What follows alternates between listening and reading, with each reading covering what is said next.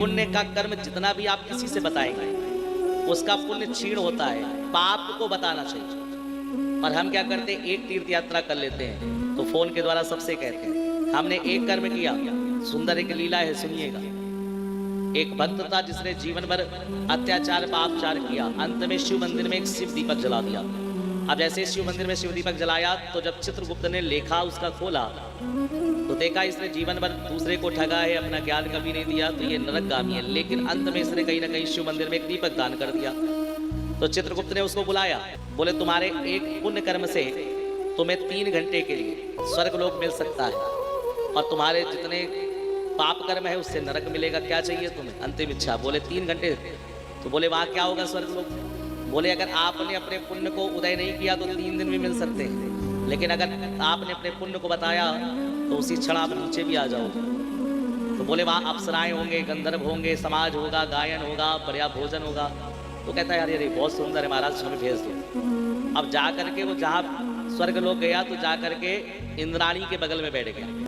अब जैसे ही बैठ गया तो कहने लगा कि मैं तुमसे विवाह करूंगा। तो इंद्राणी डर गई कि ये अचानक कौन सा आ गया यहाँ पे स्वर्ग लोक में।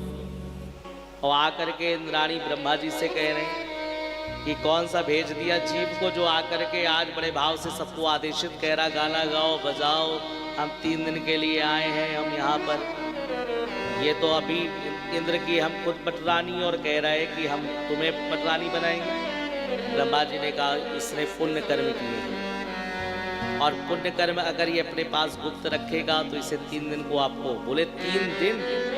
बोले ऐसा ये जीव है, मैं 3 पल भी इसको न रखूं और 3 दिन तो बहुत हुए। तो ब्रह्मा जी से इंद्राणी कहती क्या करूं ना, इसको कैसे नीचे भेजूं?